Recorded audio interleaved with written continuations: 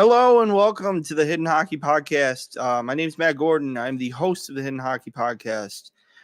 Tonight we're going to go over a lot of different topics. The first thing, obviously, is the World Junior Championships that are happening this week and starting today.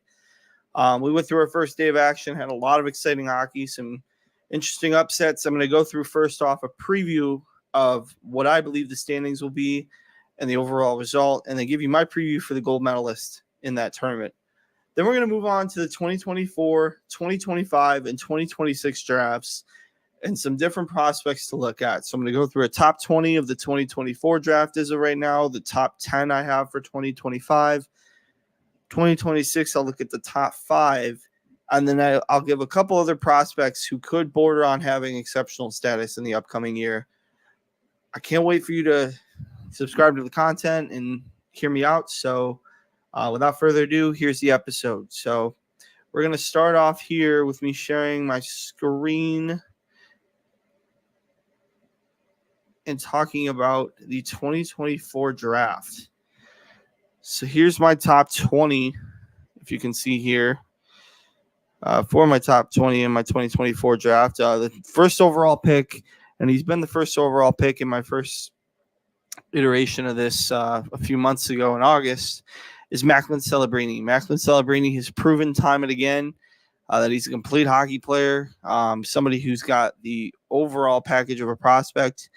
Now, you can't be confused with a guy like, Connor McDavid or Connor Bedard. He is not that type of prospect, but what he is he's an excellent third-tier prospect. I'd put him under a Nathan McKinnon, under an Austin Matthews. He's not even that tier. I would put him in the likes of a Taylor Hall, a Tyler Seguin, in that kind of number one vein. Macklin Celebrini has been an excellent player for Boston University. He's come in and been over a point per game, leading one of the top teams in the country without any sort of issue whatsoever. And it's pretty impressive to see what he's been able to do in the short time that he's been playing hockey for Boston University. My second overall pick is Cole Yzerman. Yes, he sounds like Yzerman, but he scores like a teenage Yzerman as well. So Cole Yzerman is a kid who right now is on pace for over 80 goals in the National Team Development Program. That has never been done in the history of the National Team Development Program. So unbelievably talented with a shot. He scores goals at will. Unbelievable goal scorer. But is that enough for him to be more than just the second overall pick? In my opinion right now, no. Is there a possibility, I believe, for Yzerman to drop into the number one pick? I would say not as of now. He's got to round out his defensive game. He's got to round out his skating. But I think there's a massive amount of potential for a kid like that to grow and develop and be better as a hockey player and get going as he continues to come along as a National Hockey League player. My third overall pick is one of the bigger shifts I've had in this, and that's Artem Levshinov, the Belarusian defenseman who plays for Michigan State. Watching clips of him, reading articles, hearing a lot about Artem Levshinov, I believe this kid is far and away the best defenseman in this draft. To me, he's put himself in a class above. He's done things as a skater. He's improved his skating, which is already at a pro level. He's turning into an elite pro skater. On top of that, coming in with really great offensive ability, great skill sets in terms of his overall approach to the game, how quick he is as a puck mover, how fast he is as a skater. There's a ton of potential that you're seeing out of this kid, and I cannot wait to showcase the talent that this kid has. He's an unbelievable player, and he's got a great upside to him. I think, to me, he is the top defenseman. I don't see him – this is the highest I could see Levshinov. I don't see him as this first or second overall pick in this draft. I would say that he is a number one defenseman with the skill to be a number one defenseman. He's by far, I think he's one of the more talented defensemen I've seen in the last few years. I think he's going to be a number one defenseman coming into the league, not immediately, but within the first 5 years. So he will develop from being just an average NHL defenseman to a number one for a team that will contend. Going on to number 4 here with Konsta Helenius. This is one of the few kids, and this is your stereotypical prospect that dominates as a pro. Konsta Helenius has been unbelievable in terms of his ability to handle the puck, provide offense, and do so at such a young age of 18 years old. The defensive side of the game is a little bit overwhelming for him still in the Liga. I do believe this kid could get in the NHL as soon as 2026. I think he's an unbelievable talent, a great hockey player, and a guy who you would have a great opportunity to get this kid in the top 10. To me, he's a top 5 pick, which is why I have him at 4 here. But I just love his overall approach to the game. I love the way he handles himself as a player, and I just love the way he gives every bit of ability to his game. Number 5 now goes to Zane Parekh out of Saginaw. I've had multiple viewings of this kid. I say the defensive abilities are more than there. I think it's overblown that he's got any sort of defensive weaknesses. Couple that with his ability to be offensive, the skating ability he has, the smarts and the IQ that he has as a hockey player. I think this kid is a criminally underrated player. I think he's got a top 5 upside. I look at him and compare him to a guy like Jamie Drysdale, who I believe will be his ultimate upside. I think he's got that ability and that skill set to go out and play these games and be super strong and be dedicated on the forecheck. I think he's an incredible hockey player in his own right, and he deserves a lot more kudos than what he's been getting in the public sphere. To me, I think he's an excellent hockey player. We move on to 6 here. One of the bigger risers I had in this mock draft is Berkeley Catton from the Spokane Chiefs. He had an unbelievable, I believe, under 18s. He played really well. And then he's come in this year and he's played very well. And just continue to manage his game, continue to stay well. He's become more of a leader in Spokane. My early concerns with him, I actually had him as my early one for this draft when you look at him back in like 2021 when I started ranking these kids. But I think there's just some game things he's got to work through. This is the highest I think I could see him getting picked, 6. But to me, I think the top 10 is not out of reach for him. He's a great hockey player, good hockey sense, good north-south speed. And I think there's just a lot of potential in this kid if you can get him rounded around as a hockey player as well. I think he brings a lot to the table, and he's definitely a demonstrative player, which is something that the other guys in this top 5, other than Macklin Celebrini, they kind of lack that demonstrative ability. And I think Berkeley Catton is a guy who may rise some boards and may rise as early as the top 10 for certain players. Another guy who I have really high is Michael Hage. He plays for Chicago Steel and is a University of Michigan commit. This kid has got it going in spades. The injury slowed him down last year, and for him to come and have his full draft year so far, I think he's done a tremendous job in Chicago. I think he's in a great development system and in a good environment for him to grow as a hockey player and develop. There's a ton of speed, ton of skill, ton of ability with him, and I can't wait to see what he does going forward. I think there's an immense amount of potential for a guy like Michael Hage, and I think he's got a couple years still to college. I think he will play one more year in the USHL, and then you will see him as a Michigan Wolverine in 25-26. Another guy who I had actually higher, I had him at 3 in my early mock draft, but I've dropped him down to 8, is Ivan Demidov. He really struggled at the start of the year, even at the MHL level, was struggling to get points. He's now found his game, found his root cause, and found the ability that he knows he should have on a daily basis. He's now dominating the junior circuit like he did last year. He's gotten some KHL time, is still kind of growing into his role as a pro, but the skill set's undeniable. His talent's obviously in the top 10 of this draft, and I think there's a lot that you can say about him that makes you really like what he gives in his game. He reminds me a lot of I don't want to say an Ilya Kovalchuk because that's not the right guy, but maybe more of an Alex Kovalev. Really creative stick handler, good skater, not great, but a good skater who's extremely perceptive offensively and can give you unique looks that you don't see out of most players. Number 9 for me, this is a kid who I think is going to even rise from this position, but I have Emil Hemming at 9. He made the World Junior team along with Konstantinos as the 206s for the forward group here. So any opportunity to view this kid during the World Juniors this week, you really should. Another kid with a good all-around skill set. I think he's a little lesser than Konstantinos, which is why I have him at 9. But I could easily see him jumping into the top, the top half of this top 10, maybe even into 5 or 6. Really skilled player, good shot, really skilled hands as well. But really at the end of the day, just everything he brings is a pro mindset to the game. And I think there's just a ton of potential with him as a hockey player. And he's a part of this really good finish class for the 2024 draft. Now we're going to go to number 10 here with the biggest surprise, I think, so far in this draft. For some that haven't known him or haven't followed him in a while, I've been following this kid for a few years, and this is Tarek Parashok from the Prince George Cougars. He has come in this year, came in from the CSSHL in the academies, the under-18 program that they have, the under-18 league rather, that they have for the sports academies, and he has dominated the Western Hockey League. Was scoring at a really high clip there in the U18 loop, but has also come into the WHL and has not missed a beat at all. This is his rookie year in the dub. I think he's one of the more talented players that is in the dub period out of this draft. I look at him over a guy like Tanner Howe, or we have Ryder Rich coming up later in the top 20 for me. But I think he's kind of the top of the class this year, in my opinion. I think he brings a lot of skill set, a lot of potential, and I love his overall game. Another guy who was highly touted early on, we had him at one point, Aaron Kivi-Harhu.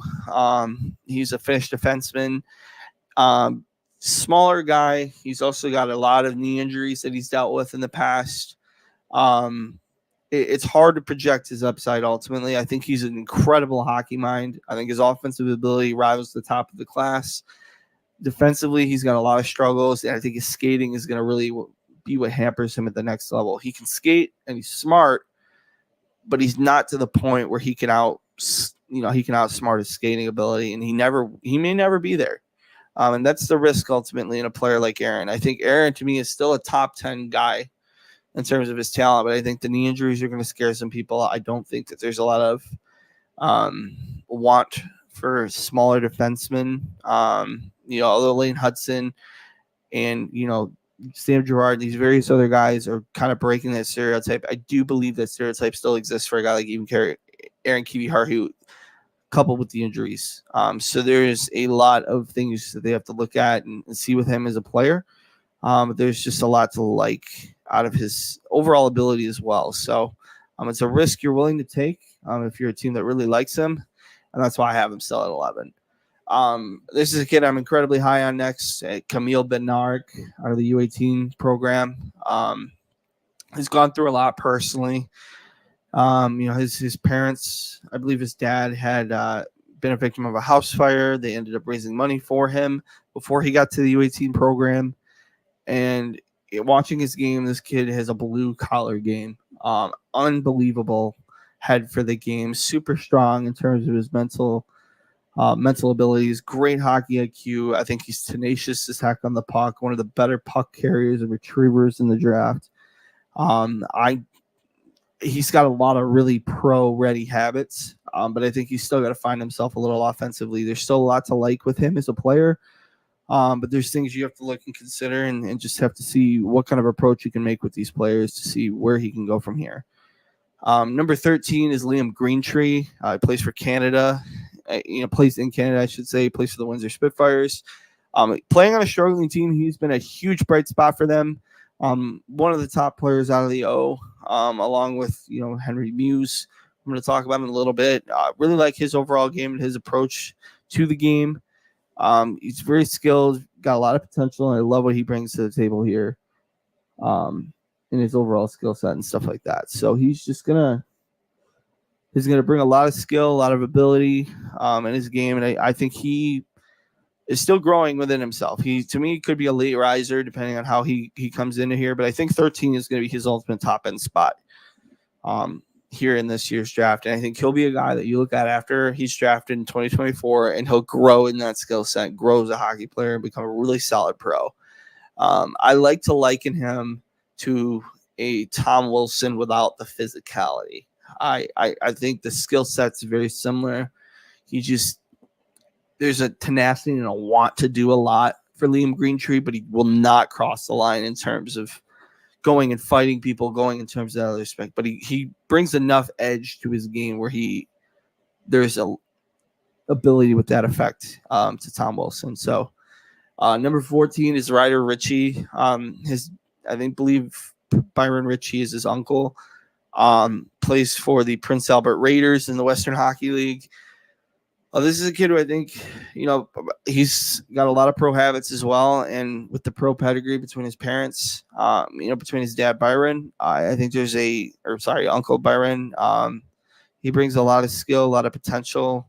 But this is your meat and potato style forward who can bring some offense. Not willing to, sit and be on the perimeter. He's very physically engaging, and he likes to be in the dirty areas. Screams pro in terms of his mindset, his ability, his mentality. There's just a lot there, and I think he's going to rise on a lot of boards, especially late in the year, and we'll see how it goes. But very old school throwback player here in Ryder Ritchie, but I think his skating translates to the modern game and keeps him relevant. Number 15, this is another Russian kid, Igor Chernysov. His scoring ability is something that really lights up for him. He's very skilled. The skating, I heard, is okay. I have some viewings on this player. The ones I have gotten of him have been limited, but I really like the game here.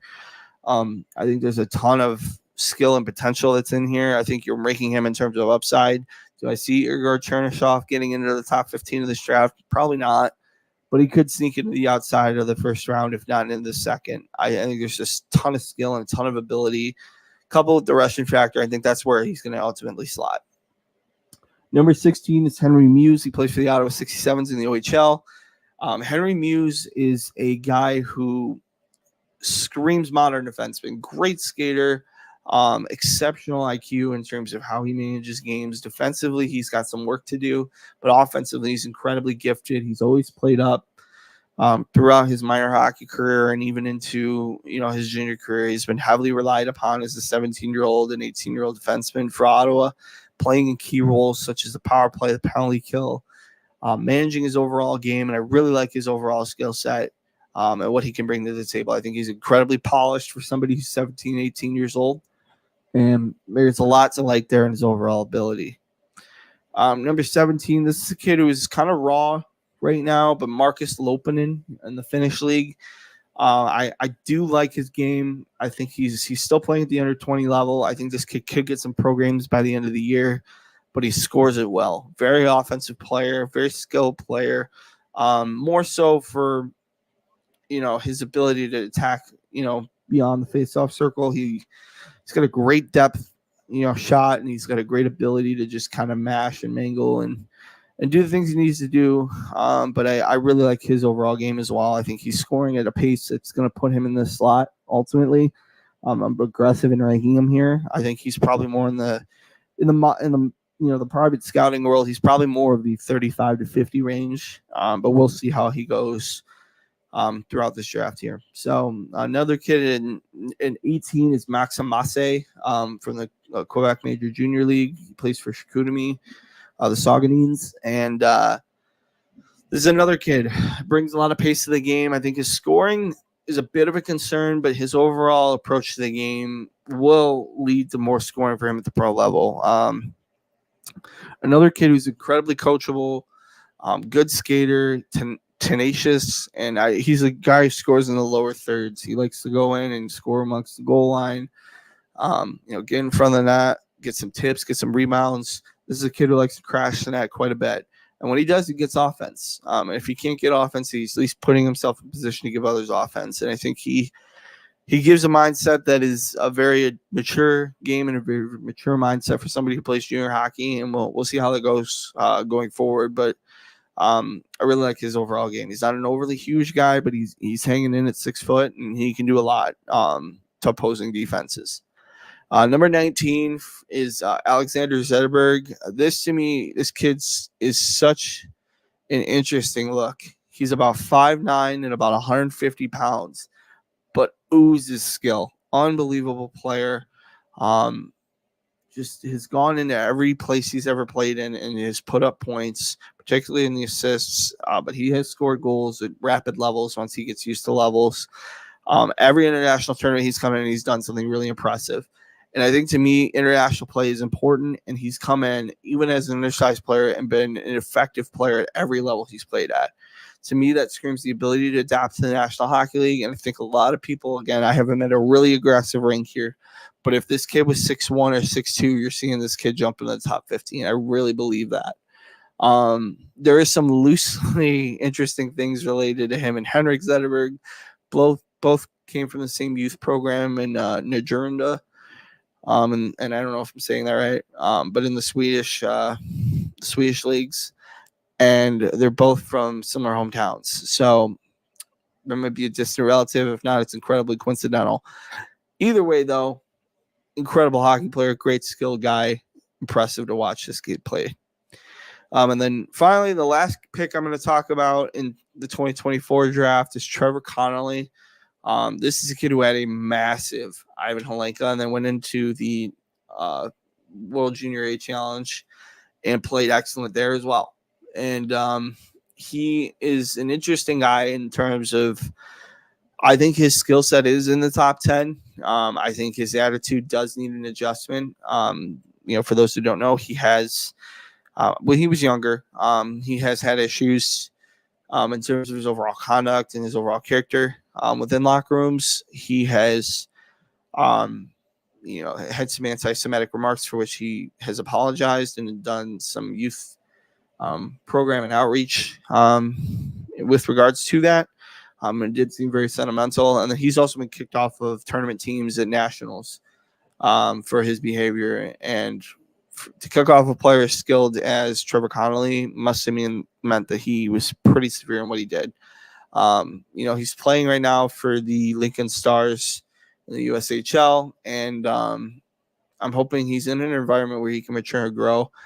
This is a kid who will need some time to grow into his game as well as his body. But I look at him like a Trevor Zegras. I think he's that kind of high-end skill, very smart player, brings a creativity that you don't see very regularly amongst a lot of different prospects. And it's fascinating to watch, kids like that grow and develop. It should be really, really interesting to watch him throughout here. Some kids here I have on the honorable mention list. One kid in particular I'm going to talk about in a non-traditional hockey country here. This is a kid who I think is going to be on the rise. I've had him ranked before, not in any drafts I've posted on here, but Maxim Burkov, who from Estonia, he's a kid who's moved from Estonia to the Czech Republic this year to play at the Czech under 20 level, and he's been excellent at the Czech under 20 level. I think he's putting up a production right now that could lead him to get drafted, and if so, he will be the highest drafted Estonian to ever play in the National Hockey League. I think he's slided just outside of my first round. I think that's where a lot of teams may have him. I don't know if he'll ever rise from that point. He did not play for Estonia at the most recent international championships, which was certainly interesting, but certainly speaks to the level of hockey player he is. I think there's a ton of potential with him here, and I just wanted to mention, as a fan of non-traditional hockey, certain countries, I think this kid has a real shot at being a first rounder. So we're going to move off from that, and I'm going to move on to any questions if there's anything on here. Thanks for that cheers earlier, about 7 minutes ago. If anybody has any questions, feel free to leave them in the chat.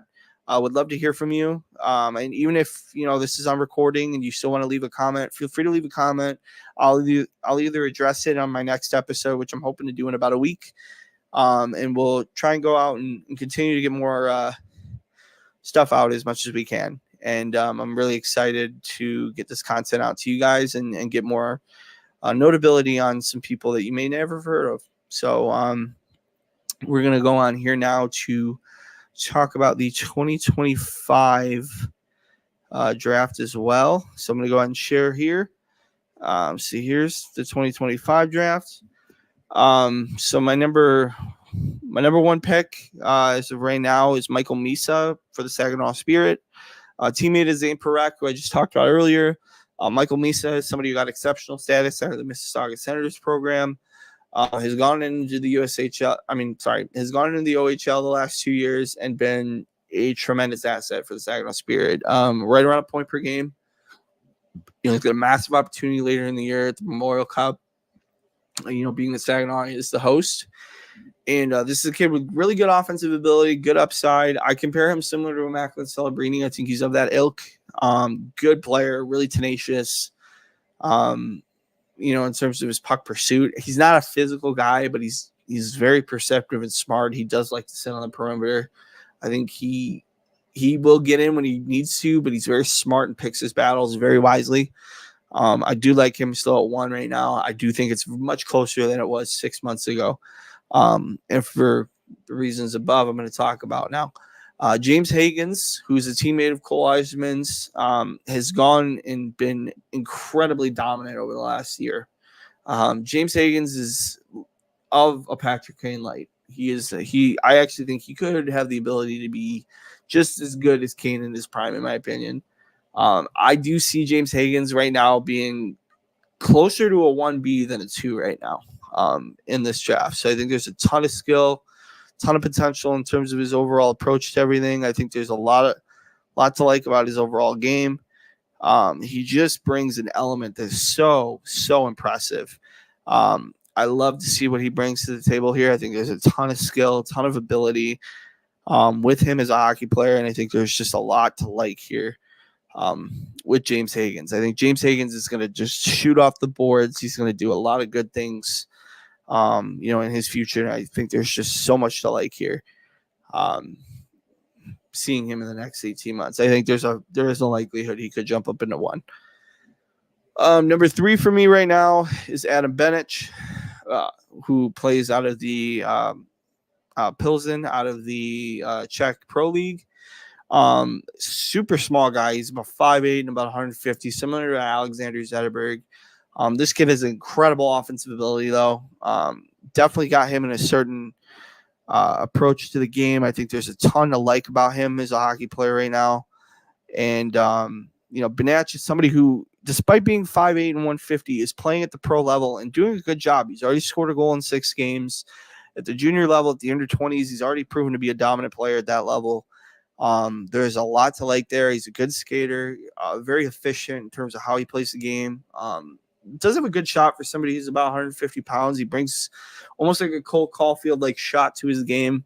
But there's a lot of growth that needs to happen in his game. I think 3 is an aggressive rank for him right now. He could be a guy that slips similar to an Aaron Kiviharhu just because of the physical limitations within those players. But despite being incredibly offensive guys and great skilled players, there could be a drop-off just due to the industry standard and how people view him and think of him as a player.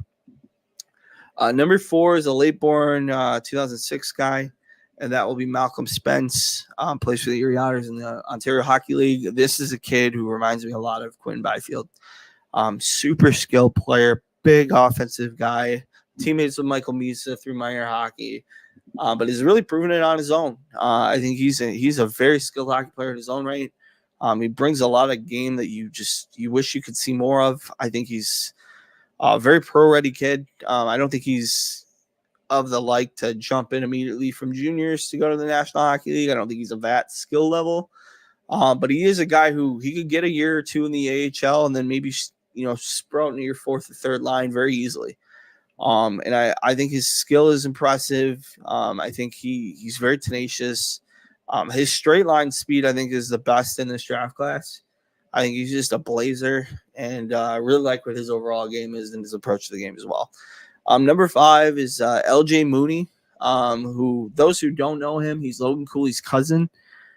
He played for the Pittsburgh Penguins minor hockey program, and has gone to the National Development Program and been an excellent hockey player in his own right. Had a slow start to the year. I originally had him close to being 3, actually. And I like Adam Benic. I think he's a smaller guy still. He's still like 5'9" and like $150. Again, another guy who I think could drop potentially just because I don't know that his skill set outweighs his physical elements and what he brings to the table. But, he was one of the more skilled 14-year-old kids I've ever seen play. I've gotten a few live viewings of him even, and he's every bit the hype that he had as a 14-year-old. So we'll see how he goes as a hockey player. I think his journey is still yet to be written, and I think he's a guy who's going to bring a lot more to the table, and, there's a lot more to like out of him. Number 6 is Anton Frondell, who's playing at the under 20 level for Djurgården, I believe. This is a special talent. I think this kid could jump into the top 3 very easily. He will probably challenge for the world junior spot next year as a 17-year-old. I really believe that he could bring an element to this team that is very impressive. Doing really well at the under 20 level. I think he can get some programs next year. Super high offensive ability. Really brings good skill set. I don't know that he's necessarily anybody that's gonna outwill you or outforce you to pucks, but he's gonna outsmart you for sure. So there's some more I'm still gonna learn about him. He's kind of new on my radar, but the things I've seen of him, I really like his game. Same with Viggo Nordlund, who is in a similar track to Frondell, which is why I have him ranked similarly. Another kid with just high-end offensive production is under 20 level. Did so as a 15 and a 16-year-old. So he's jumping up there. I think these are guys that, both. I don't know that he necessarily has as much of a shot as Frondell does, but he's definitely going to play at the under 18s, and he's definitely going to be a really important player on those teams. So we'll see how those two go through. But to me, they're both in the same class. I think Frondell sticks out a little more, and Frondell actually has, I think, an ability to jump up even more so than Viggo Nordlund. Number 8, we got Cole Reshney, plays for the Western Hockey League, I believe for the Regina Pats. Cole has come in this year and been close to a point per game in the Western Hockey League. This is a guy who I think, he's always known to score. He's always known to be a really high-end offensive talent and producer. Also got an incredible leadership approach to his game, and should be really interesting to see what he does going forward. I think he, internationally, I think he could be wanting more. He didn't really play very well at the World Hockey Championships for the under-17s, and I think there's a lot that he could bring to the table still. Another kid who has been tremendous, and this kid, if he wasn't going through the current situation he is right now, I think he could be in the top 5, is Ivan Ryabkin, playing for St. Petersburg in the MHL. He's averaging almost a point per game, or actually he's actually over a point per game in terms of production right now, and this is his rookie year in the MHL.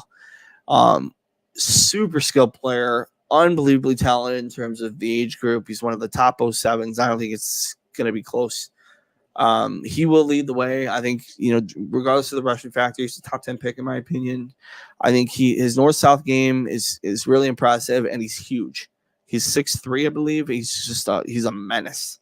First time I've actually even watched him was today, and I caught a few clips of him just doing some research into this and seeing how I could rank him. And I had a hard time putting him in the top 10. So I put him at 9 for now. And we'll see how it goes. Man, I mean, time will tell, but this kid's going to be a top 10 pick. And then 10 for me is Cullen Potter. For those who are, aware of women's hockey in the past, Jenny Potter is his mom. And Cullen has been a guy who's been on the radar for a couple of years now. He played at the Dallas the Dallas Stars program, and was a really talented player, along with, guys like JP Hurlbert, who is another 2026 guy, who's really talented as well. And they've gone and made some elite stars out of this Dallas Stars program. So he's gone and he's played there and played really well. And then he has, gone on to do really good things in the National Development Program. I think he's one of the better players on the U17 team right now. His overall skill set's been really impressive. I want more viewings of him because I believe he could be more than what he's showing right now. But he's impressive in his own right. I think there's a lot of skill, a lot of ability, and he's a guy who he could be at 10. He could also be at 6. So it just depends on what kind of player he's going to come out to be in the next, few months, and we'll see what comes out of it. I think he's a guy to watch though for sure. No honorable mentions really. Swedish class in this 2025 draft is incredible. They've got I'm not going to show the rest of my 25 yet because I'm still working through it, but I think there's at least 7 or 8 kids out of Sweden who can make the top 40 in this draft. I think there's a ton of good skill, good ability with a lot of the players that are in this draft. And it's hard to not think that the sky is the limit for the Swedish class in 2025. I think they're going to really come out. And they even have a couple goaltenders who I think might slip even into the first round. One guy in particular named Luve Harmstrom, who is playing, I believe, for Luya in the under-20 program. And it has been excellent.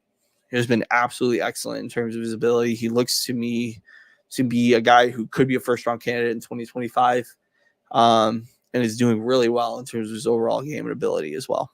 So I'm going to stop my screen here. I'm going to look to see if there's any other comments or any other people who joined on. No comments or anything like that. So I'm going to move on to 2026. The 2026 draft, there's a few names here I'm going to get into. Obviously, a lot of people know the top two. This is the first time I've brought them up, but there's going to be a lot of good players out of this draft as well. I'm going to share my screen now. So the number one is Gavin McKenna, who, if you don't know who he is, you've been under a rock in the prospect world. If you know who Connor Bedard is, it's his cousin. So, Gavin McKenna is a guy who is incredibly skilled, just like Connor. He's even bigger than Connor is. Is he Connor Bedard? No. Is he a pretty good hockey player, though? Yes, he is. I think, to me, out of the guys, out of Celebrini, Misa, McKenna, I believe McKenna has the most upside out of the three. I think he's not a franchise player. He to me seems more like a franchise player than the other two do. I don't see exceptional talent. I don't see like exceptional status talent or anything out of him, but I think he's a very close player to that. He's not a generational talent either. Nobody in these next few drafts are, at least. We'll see how it goes, though. I think there's a ton of good players that are in these drafts. And I think that's what makes it hard to find an exceptional talent out of this age group. It's just very hard to get around these people and get around, what we think is going to be a really good hockey player here. So Gavin McKenna is very skilled. It's just a lot to like in his game. He's always been very highly advanced and very good in his approach to the game. I love what he brought to the table here, and I think there's a lot to like. Another guy who is really talented is Ryan Rubrick, playing for the Niagara Ice Dogs in the OHL. Ryan Rubrick is a force to be reckoned with. Big kid. He's about 6'4", 215, 220 pounds probably right now. I haven't gotten any viewings of him this year, but looking at what he had last year, I wasn't thrilled with his overall viewings I got of him. I think, to me, Ryan has got to prove it this year. Obviously the stats were impressive, and what he did at the Leonard Junior Knights program in the Alliance was unbelievable. But I think as an OHL player right now, he's under a point per game. I think he's playing in a system that he's not used to yet. And, for him, he's got to grow and be a leader in this group. And especially in an environment like what Niagara has right now with the ownership problems they have, as well as the overall roster construction problems they have as well. So we'll see how Ryan does, though. I think Ryan's got a good ability and good approach to everything, and we'll see how it goes from here. These other three, I've ranked them softly for now. I know more about the other two. So other guys to watch for: Viggo Bjork, playing already at the under 18 level and dominating, so he might get some under 20 time. Elton Hermanson, both of these guys are the top 208s for Sweden. Really skilled, though. Very good hockey players and guys who've been on the radar for a while. And then Adam Nemec is the brother of Simon Nemec. He's a forward, though. Already playing at the under 20 level in Slovakia. Gotten pro games already as a 16-year-old. Even as a 15-year-old, he's gotten pro games. So similar to Simon, I definitely got to watch out for and see what kind of approach he brings to the game. But he's a very skilled offensive guy, great skater, and he brings a pro mindset already, which is why he's been able to play in the pros. So we're going to go on now to the World Junior preview that I'm going to have today. Some different guys who I really like in terms of their overall approach. Going into the World Juniors, I'm looking at different teams, and I'm going to give my predictions right now for where I see Group A and Group B going into next year. Going into this year's World Juniors. So out of Group A right now, I think Canada is the favorite. I just think the overwhelming amount of talent on the offensive end is going to force them to be a really good team and probably go undefeated in the round robin, I would think. My second best team was Sweden.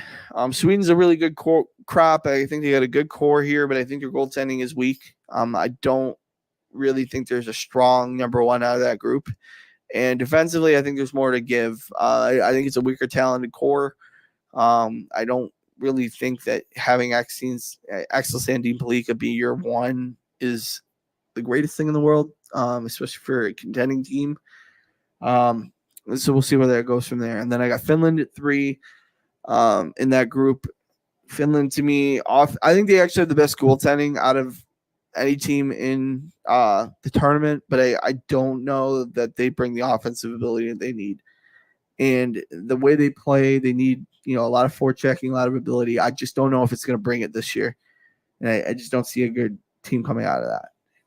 Number 4, I got Latvia, and number 5, I got Germany. I think Latvia this year is going to outproduce and outperform the Germans. I think the Germans brought a really weak team here to the World Juniors. We're going to see, though, but I think Latvia is going to they're going to make some noise just because, 1, they're a passionate hockey country. 2, these tournaments matter to them way more than it does to most nations. And I think they got a really talented group. They got a great core that they have in different players. They got some guys that are 2024 and 2025 draft eligibles that are good players that could see, themselves in the top 60 potentially. And then in Group B, I have the USA winning out of that group. And then my second team, and this is the team I think is going to shock the world here, is Slovakia. Slovakia is the most experienced team with the most players playing previously in the World Juniors prior to this event. And they are a wagon. They are a team that's going to come back. They got Simon Nemec. They got Filip Mishar.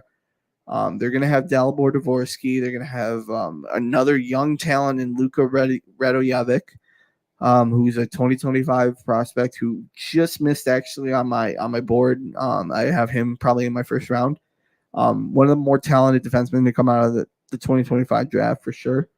They're going to bring a lot to the table here. And if they get Juraj Slafkovsky back, who knows, man? That would be, if he was a late entry into the tournament, that would be unbelievable. And I would argue they probably could go at 1 at that point. The Czechs, I'm going to have them in 3rd in the group, followed by Switzerland and Norway. I think Switzerland is just going to edge out Norway. Norway does bring a pretty good team, though. I will say for, just getting into the group, I don't see them being an easy team to relegate. And we'll see how it goes. I think they could steal one against Switzerland, but Switzerland's going to come out and play really well. And I think they have just enough to edge out the Norwegians and cause them to go to relegation. So my 10th place team, I'm going to have Germany be my 10th place team. I think Norway is my 9th. Swiss is my 8th. Latvia is my 7th. And then the top 6 goes as follows. So I have Czechs in 6th. Finland at 5. I have Sweden losing in the bronze medal game to Slovakia. Then I have Canada and the U.S., with the U.S. coming out on top for the World Junior Championship. So we will look back to see if I'm an idiot or not, but we will find that out. Feel free to leave any comments below on what you are interested in seeing. And really looking forward to watching the World Juniors as we go along here. I might even do a couple live podcasts while watching the game and give my feedback and thoughts on that. So moving on from that, we're going to go into the preview or the review of the last few tournaments for the IIHF. So that's going to be the World Junior 1 D1A tournament, which I'm going to share my screen now for that.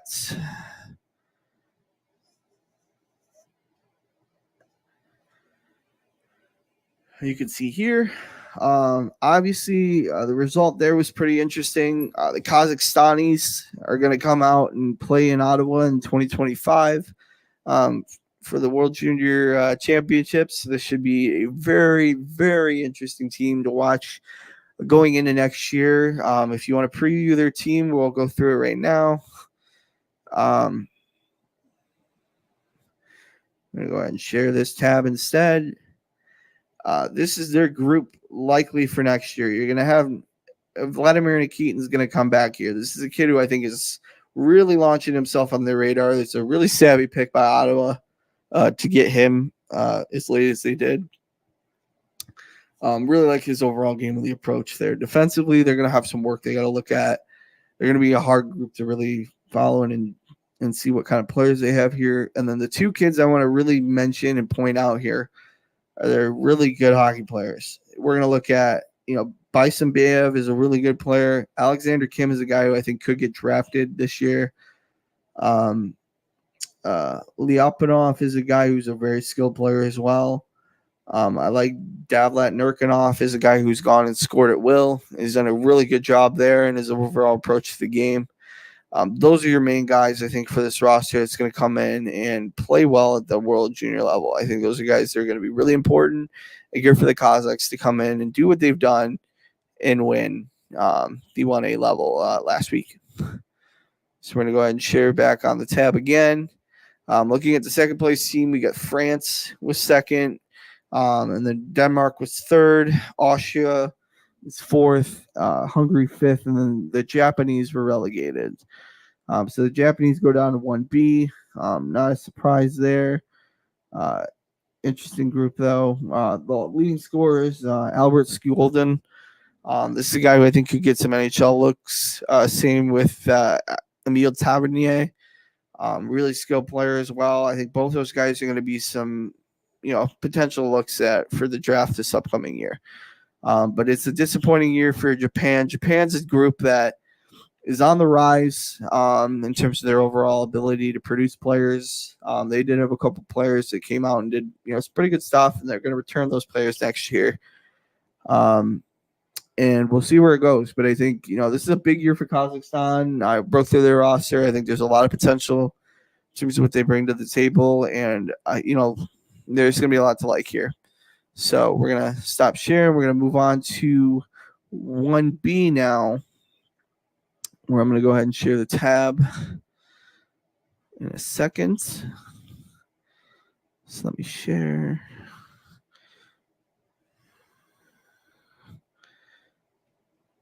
There we got 1B here. So the Slovenians came up and went undefeated at the 1B level, winning gold, on the back of Filip Šitar as well as Mike Krnkic. And their goalie, Lon Kovcic, won 2 goals against the 936 save percentage. Very impressive to watch those guys come in here. We can look at their roster and see what's going on. Let me share that tab. Looking at their roster, they will lose their starter, and they're going to lose some important guys, but they do potentially bring back Urban Podjakar. This is an interesting player as well. I think he's a kid who might get some NHL interest this year. We will see what happens to him and his overall approach to the game, and what happens with his overall season to determine what will happen. But there's some real pro upside with him. Look at this forward core. That's a really young forward core. They're going to return over half the offense. Mike Krnkic is going to be a huge value add to have him back, as well as Filip Šitar.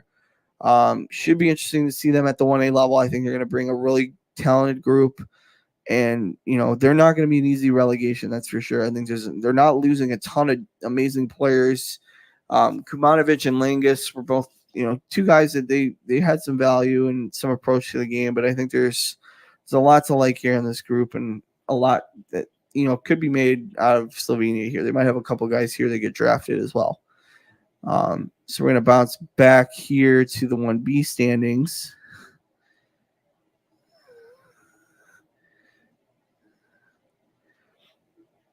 And then the Ukrainians came in silver. Italy came in at bronze. And then the Croatians get relegated. So, and then Estonia and Poland fill in here. This is the tournament where I thought Maxim Burkov might have been able to help this team maybe get into the medal position.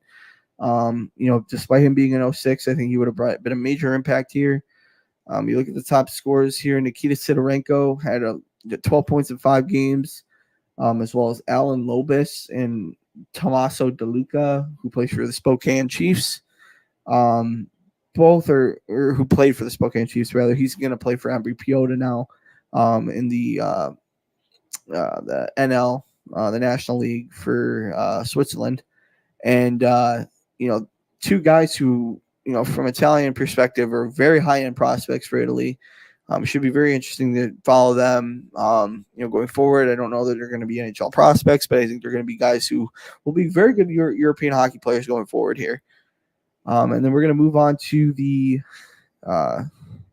2A level. So this is the Division 2A under 20s. And South Korea came out on top here, finishing undefeated with a roster where you can see here they dominated the scoring charts.